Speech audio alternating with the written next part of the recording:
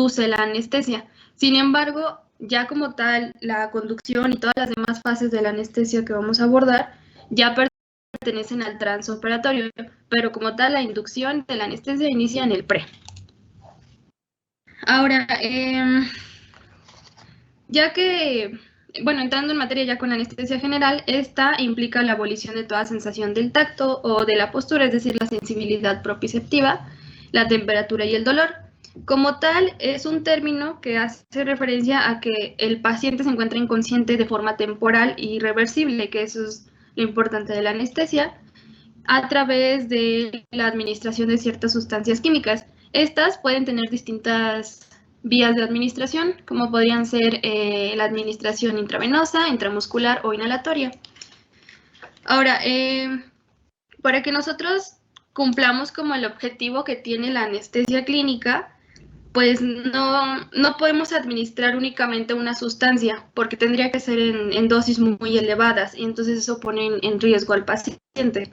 Entonces, por lo general, se suelen combinar ciertos medicamentos, ya pueden ser 2 o 3 o incluso más, y como son varios en dosis pequeñas, pues entran dentro de este margen de seguridad para que el paciente no tenga efectos tóxicos y al contrario, se combinen todos los efectos farmacológicos y entonces ya nos hagan como una anestesia segura. Dentro de los anestésicos que podemos combinar es un anestésico general con un narcótico, con un anticolinérgico, con analgésicos potentes o con relajantes musculares.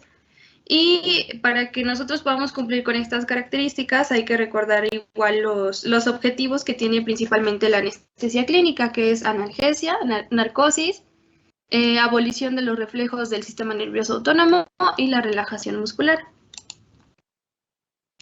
Ahora, para que igual empecemos ya a hablar de los anestésicos, existen ciertas características que tiene un anestésico ideal. Así como lo mencionábamos con los antisépticos, no todos los anestésicos van a tener estas características. Lo ideal es que busquemos uno que cumpla con la mayoría.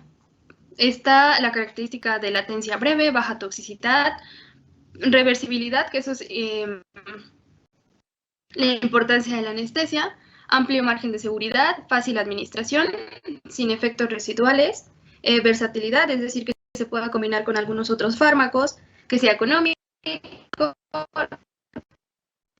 no inflamable, no irritable y de fácil eliminación.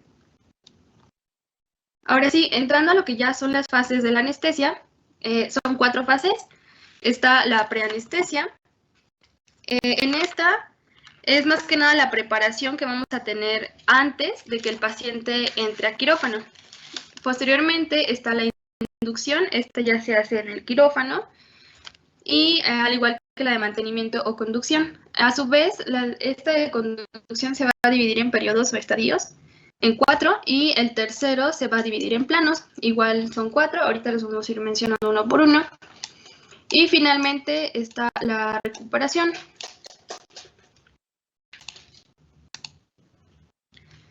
Ahora, empezando con la preanestesia, sabemos que tenemos que realizar una valoración preoperatoria. En esta valoración es básicamente evaluar al paciente físicamente y todos los riesgos que puede tener el paciente y así establecer un plan anestésico de acuerdo a todo este análisis y todos los estudios y, si es posible, respetar incluso las preferencias del paciente. Sabemos que igual tenemos que hacer una historia clínica y dentro de esta debemos abarcar ciertos aspectos como son los antecedentes de anestesias previas. Debemos pues incluir estos datos de la tolerancia que tuvo el paciente o las complicaciones, incluso hasta los resultados emocionales que pudo haber tenido el paciente anteriormente con ciertas experiencias anestésicas. Por otro lado, igual hay que hacer un interrogatorio intencionado en donde preguntemos la ingestión de medicamentos. O sea, es importante que sepamos si el paciente toma diuréticos, hipoglucemiantes, antiarrítmicos, antihipertensivos, tranquilizantes, entre otros medicamentos, porque estos pueden potencializar o interactuar con los fármacos que se van a administrar en la anestesia y pues más que nada tenemos que tener como ese cuidado al momento de que estemos en la sala de operaciones y a lo mejor el paciente a veces omitió ciertos datos y el fármaco puede interactuar con el anestésico. Por otro lado, igual tenemos que preguntar antecedentes de toxicomanías, ya sea si el paciente es alcohólico o es fumador o en general ingiere algún tipo de narcóticos. Y por otra parte, tenemos que evaluar los riesgos anestésicos por medio de escalas. Estas escalas, las principales son la escala de riesgo anestésico ASA y la de escala de Gottman. Estas las vemos en la parte de el preoperatorio. Es más que nada para evaluar en qué, por ejemplo, en la escala de ASA, en cuál se encuentra, dependiendo de las características de nuestro paciente. Y la de Gottman es ir sacando una puntuación para determinar si es un paciente de riesgo. Y finalmente, dentro de la valoración preanestésica está definir el plan anestésico, que esto principalmente pues, ya lo hace el anestesiólogo, que va pues de la mano con el cirujano. Ahora, para complementar igual esta valoración, tenemos que realizar ciertos estudios de laboratorio, como lo podría ser una citometría hemática, una química sanguínea, pruebas de coagulación, y también están los estudios de gabinete, como podría ser una radiografía de tórax y un electrocardiograma. Estos últimos, pues, es principalmente porque debemos evaluar el corazón y los pulmones. O sea, recordemos que son los principales que van a ser involucrados en la inducción de la anestesia. Por ejemplo, en el caso de los pulmones hay que evaluar las vías respiratorias, la función respiratoria. Y todos estos datos que se obtienen de los exámenes de laboratorio y de gabinete los vamos a anotar en la nota de valoración anestésica y se va a incluir en el expediente clínico. Pero por otro lado, igual debemos de identificar las comorbilidades y optimizarlas, identificar el riesgo quirúrgico y minimizarlo, reducir la mortalidad y las complicaciones perioperatorias, elaborar un plan anestésico y el anestésico ideal para nuestro paciente, identificar que el paciente, bueno, si va a requerir cuidados críticos o algún manejo especial, ya sea antes, durante o después de la intervención quirúrgica. También hay que explicarle al paciente y a los familiares los riesgos del procedimiento anestésico. Y esto último, que como sabemos ya es algo más actual, es el obtener el consentimiento informado. Más que nada porque si se presenta algún tipo de complicación, pues al paciente se le informó. Y también como platicamos la otra vez, igual se puede hacer antes de la cirugía, entonces pues está en todo su derecho. Ahora ya entrando a lo que son los objetivos de la medicación anestésica, el principal, bueno, entre los principales es obtener sedación psíquica para que el enfermo no llegue a la sala de operaciones en un estado de ansiedad. Recordemos que hay que tranquilizarlo antes. También hay que inducir cierto grado de amnesis o indiferencia al medio o a la intervención planeada. Esto pues es por medio de ciertos medicamentos que ahorita vamos a ir viendo, que son depresores del sistema nervioso. También hay que corregir algunos efectos indeseables con los agentes anestésicos, bloquear la acción vagal y minimizar la producción de moco y saliva. Esta es principalmente porque, como sabemos, al momento de que el paciente está anestesiado, pues pierde cierto control de su... Pues sí, cierto control de esta pérdida de líquidos, entonces se podría broncoaspirar o podría dejar de respirar, etcétera. Entonces tenemos que tener, tenemos que administrar ciertos fármacos para prevenir esto, como podría ser, podríamos, para mantener más que nada una intubación sin complicaciones y la vía aérea permeable. Por eso la importancia de bloquear estos reflejos.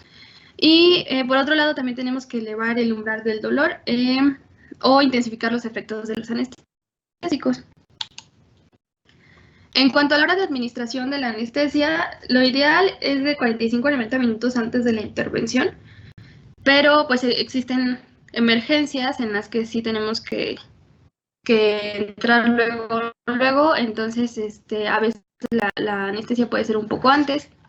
Y el esquema y la dosis del anestésico va a variar. Esto depende del tipo de operación que se va a realizar, de la especialidad a la que pertenece esta operación, también de los antecedentes del paciente, de lo que mencionábamos en cuanto a la historia clínica, a lo mejor si el paciente tiene alguna toxicomanía o alguna enfermedad que lo ponga en riesgo, pues también va a depender de eso la dosis del anestésico y también de los criterios del anestesiólogo, obviamente. Ahora, en cuanto a los fármacos que se manejan, estos son los principales. Están las benzodiazepinas, en las cuales entra el diazepam, el midazolam y el lorazepam, que son principalmente tranquilizantes, sedantes y producen apnesia. Por otro lado, están los anticolinérgicos, que es la atropina y la escopolamina, que reducen la salivación, la formación de secreciones.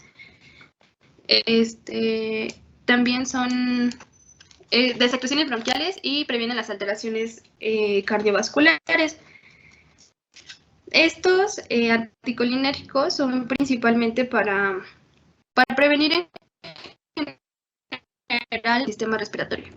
Por otro lado, están los opioides. Está la morfina y la codeína, pero ya no son tan recomendables porque, pues como sabemos, estos pueden llegar a causar cierta adicción posteriormente a que el paciente lo tratamos con estos. Entonces, el principal opioide es la meperidina, y esta produce analgesia y sedación y pues nos ayuda con el control de los cambios hemodinámicos que se producen durante la intubación. Y por último están los antiemnéticos. Estos no son tan necesarios si ya se administró alguna benzodiazepina o algún anticolinérgico o algún opioide, pero si se llegaran a administrar, el principal es la metoclopramida, que es para reducir las náuseas y los vómitos postoperatorios, y esto igual nos ayuda al momento de hacer la intubación. Como se los menciono, las literaturas nos mencionan muchos más fármacos, pero recordemos que ya no todos se utilizan y no todos son del todo sanos, como por ejemplo lo de la morfina, que ya es más adictiva. Ahora, pasando a la fase de inducción, recordemos que la fase de inducción es un periodo muy corto. Es desde el momento en el que se le administra al paciente el fármaco hasta que se le genera ya como tal una hipnosis. Para esto, pues principalmente es porque se va a realizar una intubación endotraqueal, entonces tenemos que tener cierto control de las vías respiratorias. Y una vez el paciente intubado, pues ya se le pueden administrar ciertas drogas inductoras para mantenerlo en esta fase. También se le realiza ventilación manual al paciente y se le pueden llegar a inyectar ciertos relajantes musculares por medio de esto. Ahora, ya como tal, dentro de la intubación endotraqueal, esta pues sabemos que es lo más general dentro de las intervenciones quirúrgicas y es necesaria para poder efectuar de forma sistémica a fin de evitar pues que se complique o haya un riesgo al momento de la intervención, como podría ser que el paciente tenga un accidente por hipoxia. Los objetivos principales de la intubación endotraqueal es reducir el espacio muerto, disminuyendo la posibilidad de hipoxia, asegurar el control de la respiración y remoción de secreciones, facilitar el control de los anestésicos y permite efectuar respiración asistida a presión positiva. Ahora, dentro de los fármacos más utilizados, como se los mencioné, están los barbitúricos. Dentro de los barbitúricos, el más importante es el tiopental. Ahorita lo voy a mencionar más específicamente. Está las benzodiazepinas, el más importante es la midazolam, la ketamina y el propofol. De estos, lo principal los objetivos que se alcanzan es la hipnosis, en el cual participa el propofol, la analgesia, que es el fentanilo, y la relajación muscular, en el cual entra el rocuronio y estos otros. Ahorita se los voy a ir mencionando. Ahora, ya entrando a la fase de mantenimiento o conducción, en esta es más que nada mantener el estado del paciente pues anestesiado, ya sea por vía inhalatoria, parenteral o por la combinación de estas, como se los mencioné. Y a partir de que se mantiene una de estas vías permeables, pues ya se va controlando la anestesia durante toda la intervención. Y ya una vez que el paciente se estabiliza, ya que está bien anestesiado, ahora sí ya se inicia la intervención quirúrgica. Y pues dentro de las técnicas de anestesia está la inhalatoria, la endovenosa y la intramuscular, o la combinación de estas, que es que es balanceada, es por inhalatoria y parenteral. Espérenme tantito.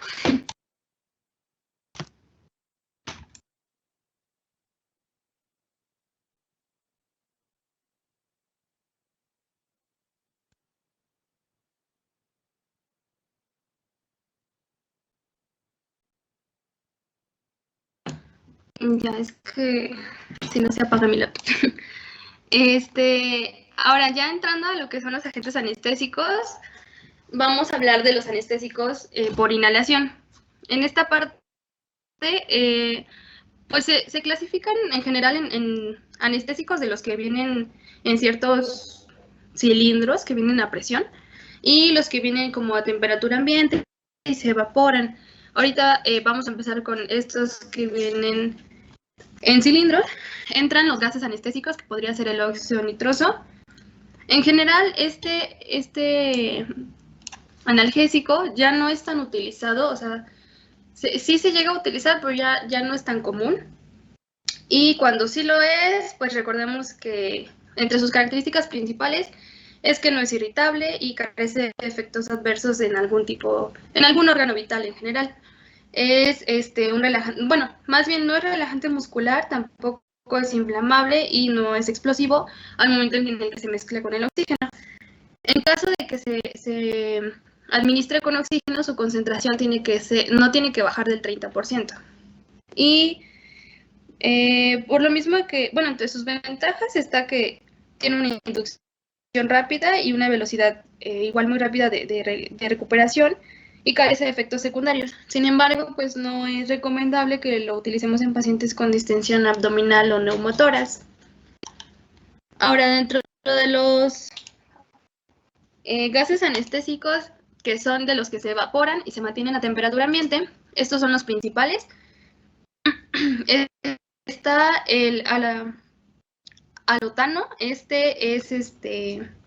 de todos estos anestésicos volátiles, es el que más resalta, porque igual no es irritable, no es explosivo, no es inflamable, y también se puede mezclar con oxígeno. En general, nos produce niveles muy profundos de anestesia, y sí sirve como relajante muscular. También nos deprime la ventilación y la circulación, y algo que debemos cuidar de este anestésico es que si al paciente se le administra adrenalina en el momento que estamos trabajando con sí se puede llegar a inducir un paro cardíaco. Por lo mismo, igual disminuye la presión arterial. Y ya en concentraciones muy elevadas es cuando alcanzamos esta relajación muscular. Una ventaja también de este anestésico es que pues el paciente se recupera de una forma muy agradable y no tiene complicaciones. Y como una desventaja, podría ser que el paciente cuando despierta, como que le hace falta cantidades pequeñas por medio de puntas nasales, pero sí es una característica general de este anestésico. Como contraindicación, pues no se tiene que administrar en pacientes ictericios o en pacientes que hayan tenido alguna intervención quirúrgica 2 meses antes y hayan sido también tratados con este anestésico. Y también una desventaja podría ser que como se almacena en el tejido adiposo, pues es riesgoso para el paciente. Otro anestésico volátil es el enflurano. Tiene un olor agradable para el paciente también en concentraciones elevadas pues puede deprimir la respiración y entonces nos puede causar hipotensión arterial. No origina arritmias cardíacas y algunos anestesiólogos han referido que este anestésico al momento de que lo ponen produce todavía ciertos movimientos musculares involuntarios. Entonces, lo ideal es que no lo administremos en pacientes con epilepsia porque al momento de la intervención, pues sí se puede llegar a mover el paciente. Y el principal uso de este es en obstetricia, principalmente porque es un relajante de la musculatura uterina. Y como contraindicación, pues no, en pacientes con nefropatías no se recomienda porque pues produce daño en el riñón. Por otro lado está el isoflurano. Este es un vasodilatador, también no es inflamable, pero casi no es utilizado, casi no es tan común, aunque pues su toxicidad es menor. Y ya por último está el sevoflurano.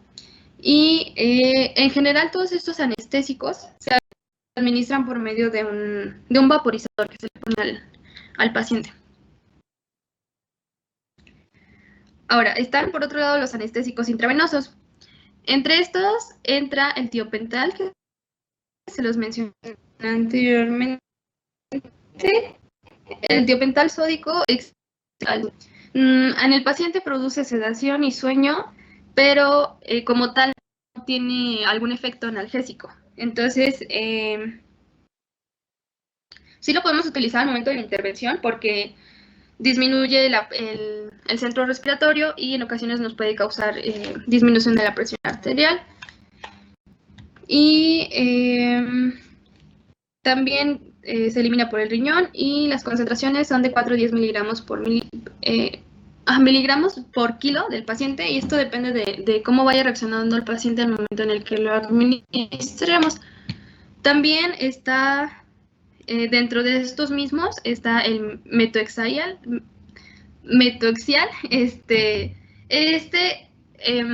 Sí se utiliza, pero igual es muy poco común porque al momento en el que el paciente despierta suele sentirse como cierta resaca, y en el caso de que se lo hayamos puesto por vía intravenosa en el lugar de la punción, igual se siente muchísimo dolor. Por otro lado está el etomidato. No tiene como tal efectos analgésicos y por vía intravenosa no deprime el sistema respiratorio ni el cardiovascular, pero sí nos produce hipotensión arterial y retención de dióxido de carbono. Por otro lado, igual está el clorhidrato de ketamina. Puede ser intravenoso o también intramuscular, pero igual no es recomendable porque al momento en el que el paciente despierta, pues se puede poner como un poco violento. Entonces, lo ideal es que si se administra, el paciente cuando se despierta tiene que estar en un lugar muy tranquilo. Y pues en adultos no se recomienda tanto, es más en niños, porque los adultos, por ejemplo, si el paciente tiene algún trastorno psiquiátrico o hipertensión arterial, pues lo pondría en riesgo. Y por otra parte está el propofol.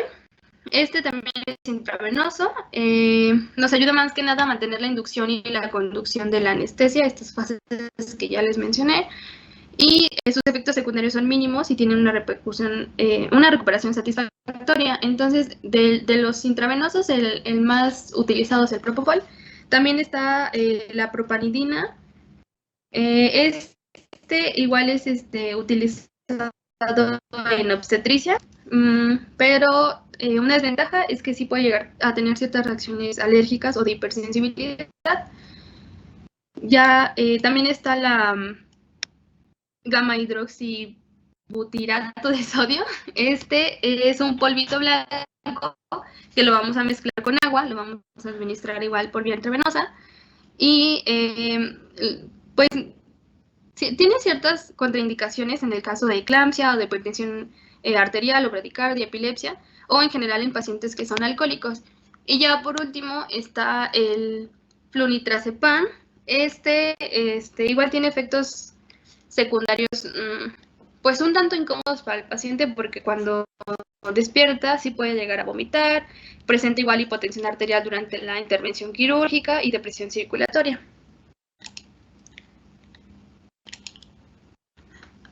Ahora, ya que mencionamos los tipos de anestésicos, existen ciertas teorías que nos dicen cómo es el mecanismo de acción de los anestésicos. Hay varias porque como tal no se sabe a ciencia cierta cómo es que trabajan. Están la teoría coloidal, la teoría de los lípidos, la teoría de la tensión superficial o de la absorción. Y de estos, la teoría principal, o la que más se aprueba, es la teoría de los inhibidores del sistema inhibidor reticular ascendente. Por otra parte, bueno, esta teoría nos dice que como tal el agente actúa a nivel del mesencéfalo y sobre esta sustancia reticular, y entonces tiene como cierta acción de mediar el químico, y entonces se inhibe, bueno, se inhibe el ácido gamma aminobutárico. Y por otro lado están otras, bueno, de todas estas, la cosita está la teoría de los inhibidores del sistema inhibidor reticular ascendente. Están otras como la teoría de la permeabilidad celular, la teoría de la fase hidrófoba y la teoría neurofisiológica. Y dentro de lo que son los aparatos de anestesia, esta es la maquinota que tiene el anestesiólogo ahí en el quirófano. Y obviamente está compuesta por un montón de cosas, pero entre las principales está la fuente de oxígeno, están las fuentes de los gases anestésicos, esto pues es lo principal, el vaporizador de anestésicos volátiles y el circuito de respiración, que este es importante porque pues es el que nos va a ayudar a monitorear al paciente, principalmente en cuanto a las vías respiratorias. Ahora, por otra parte, hablando de las complicaciones de la anestesia general, están las complicaciones inmediatas y las tardías. Dentro de las complicaciones inmediatas están las complicaciones respiratorias. Estas podrían ser aspiración bronquial, laringoespasmo, broncoespasmo, algún paro respiratorio, o incluso alguna obstrucción respiratoria. Estas complicaciones respiratorias, lo ideal es que las podamos prevenir. Se previenen principalmente al momento de que se le hace la intubación al paciente y de que se va haciendo esta ventilación, ya sea asistida o mecánica. Y para prevenir estas complicaciones, como podría ser lo del broncoespasmo o alguna broncoaspiración, pues recordemos que al principio, antes de inducir a la anestesia, pues al paciente se le tiene que aspirar, se le tiene que hacer una aspiración bucal y faríngea, y también en caso de que, bueno, si el paciente tiene una cirugía programada para mañana, pues obviamente sabemos que se le tiene que dar tiene que estar en ayuno, pero en caso de que sea alguna cirugía de emergencia, pues se le tiene que hacer un lavado gástrico. Entonces, si nosotros hacemos como correctamente estas acciones para prevenir, no tendrían por qué presentarse estas complicaciones. Por otro lado, están las complicaciones cardiovasculares, como podría ser la depresión miocárdica, arritmias, vasodilatación periférica o hipotensión arterial. También están las neuromusculares. Esta es más que nada rigidez muscular e hipertermia maligna, pero también se pueden prevenir. Por ejemplo, en el caso de la rigidez muscular, pues se trata en ese momento con relajantes musculares por medio de la vía intravenosa, que pues recordemos que si fue anestesiado al paciente por medio de dos vías, ya sea la inhalatoria y la intravenosa, por medio de la intravenosa se administra pues algún relajante, y pues en el caso de que nuestro paciente sí requiera alguna asistencia ventilatoria, pues se hace mediante la cánula endotraqueal. Y ya por otra parte están las complicaciones tardías. Estas podrían ser las gastrointestinales. La principal es el vómito, obviamente. Cuando el paciente se le empieza a pasar la anestesia, puede presentar vómito o ilio paralítico. Y dentro de las complicaciones metabólicas, estas son principalmente en el hígado y en los riñones, pero también se pueden prevenir por medio de la administración de fármacos. Ahora, recordando que en nuestras fases de la anestesia estaba el periodo la fase de mantenimiento o conducción. Ven que les había dicho que se divide en periodos la anestesia, en 4 periodos. El primer periodo es la analgesia. Esta principalmente abarca desde el momento en el que se induce la anestesia hasta que se pierde la conciencia. Y como tal, en este periodo ocurre lo que es la pérdida de la sensibilidad del dolor y todos los reflejos que va a tener el paciente. También, pues en general aquí no se presentan cambios circulatorios ni respiratorios, y este periodo es principalmente utilizado en los partos, en expulsiones fetales, en debridamientos, etc. Ahora, pasando a la segunda fase, está el delirio o la excitación. Esta es principalmente la pérdida de la conciencia hasta el momento en que, cuando se pierde la conciencia se pierde el reflejo oculopalpebral y pues hay agitación y midriasis. Principalmente puede generar cierta presión respiratoria, pero también sí se puede llegar a acompañar de cierta agitación por parte del paciente. En esta parte en este estadio es donde se utilizan los anestésicos volátiles y nos pueden llegar a generar en el paciente tos, apnea, espasmo laringio o vómito.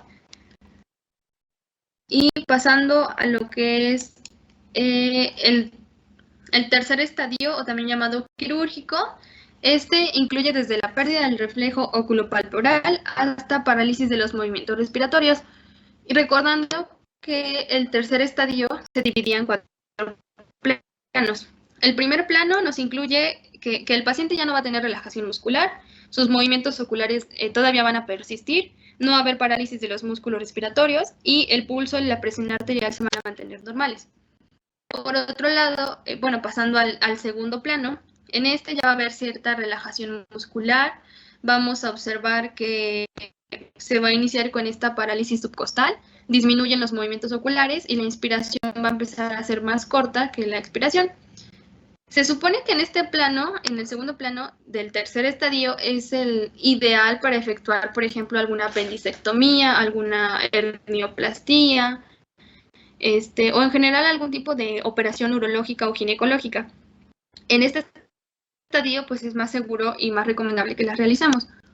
Por otra parte, está el tercer, en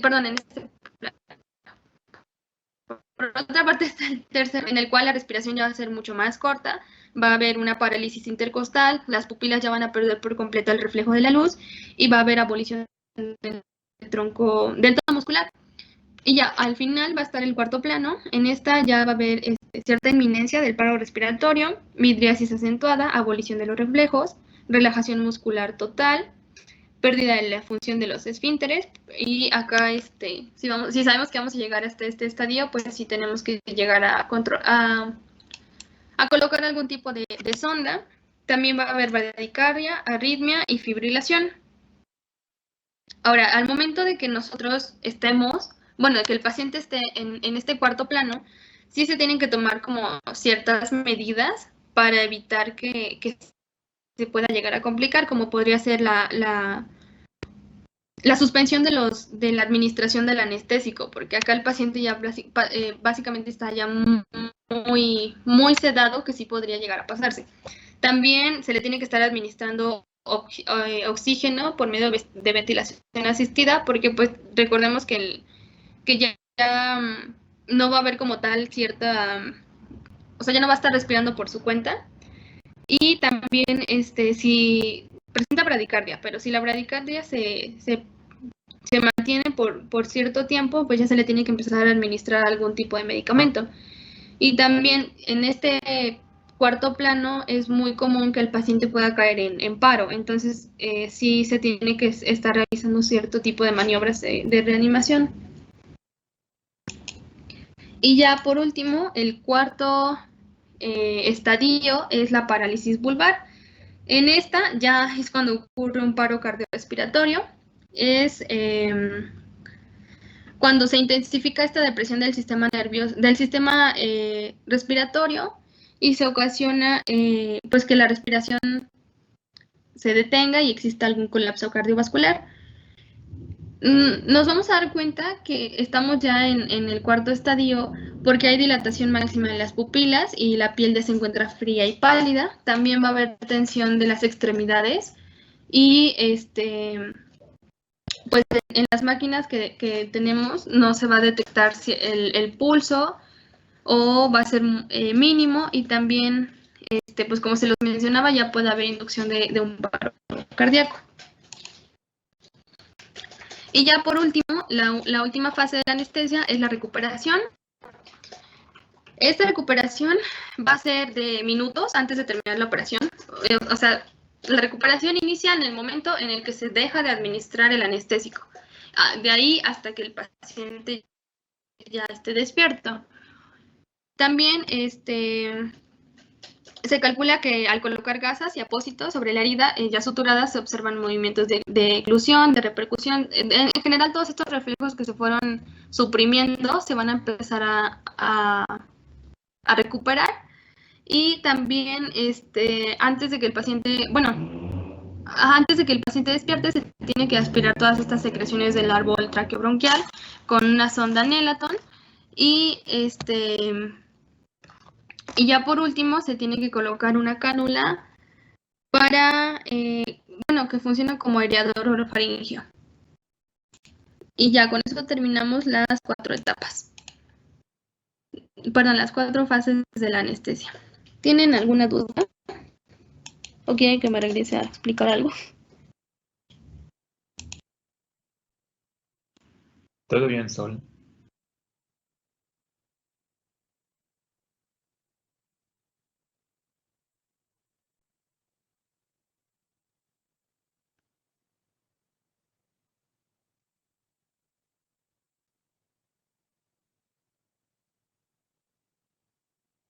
Bueno, algo que se me olvidó mencionarles es que para el momento en el que, es más que nada como un dato, en el que realizamos la historia clínica del paciente, pues recordemos que nos tenemos que basar de ciertas normas. Está la norma 04, que es la del expediente clínico, la norma 170, la 06, el reglamento de la Ley General de Salud. Más que nada, son todas estas normas que nos guían qué tipo de datos se le van a solicitar al paciente. Y ya.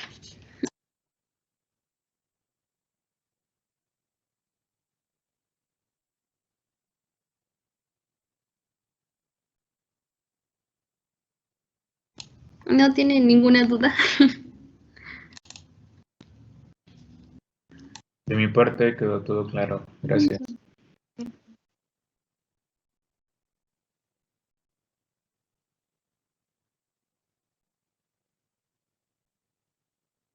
Todo bien, Sol, gracias.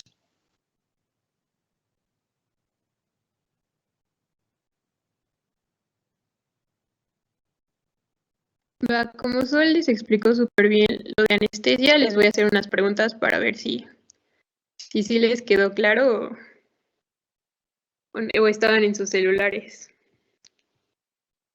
A ver, si yo les digo que un paciente se somete a anestesia y se encuentra tranquilo, tiene pérdida de la sensibilidad y de la conciencia, también tiene disminución de los reflejos, respiración corta, hay abolición del tono muscular, ¿en qué plano quirúrgico se encontraría de los que les mencionó Sol?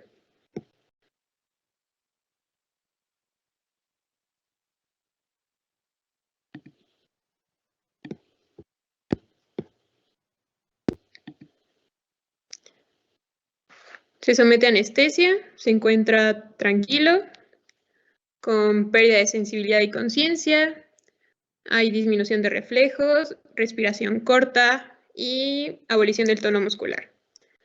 ¿En qué plano del estadio quirúrgico se encontraría nuestro paciente? En el plano 2. ¿Sería en el 3? Ok, ¿quién dice 2? ¿Quién dice 3? 3. Yo Lo, digo que cor- 3. lo correcto es el 3, ¿va? A ver, otra pregunta. También Soles mencionó lo de la escala de ASA y de Goldman, ¿va?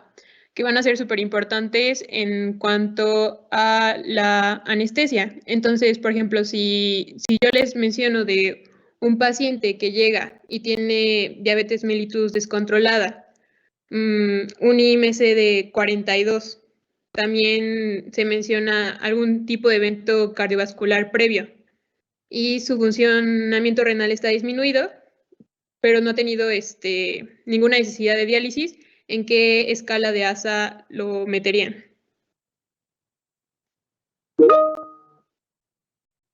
¿En un ASA 3? Hasta 3. Hasta 3. Muy bien. Sí. ¿Va? Entonces, eso es como lo más importante que deben de saber y los mecanismos de acción de los diferentes anestésicos que les mencionó Sol, ¿va? Recuerden que vamos a tener 4 fases y a su vez el tercero se va a dividir, ¿va? En planos. Entonces, no sé si tengan alguna duda o ya con eso terminaríamos el día de hoy.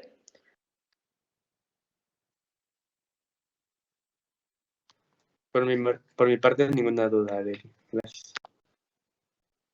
Va. Gracias, Sol, te quedó muy bien. Nos vemos entonces el lunes. Tal vez veamos los nudos que nos faltan, ¿va? Para que tengan su material a la mano. Cuídense. Gracias. Muchas gracias, Sol. Gracias. Gracias. Adiós. Gracias. Gracias.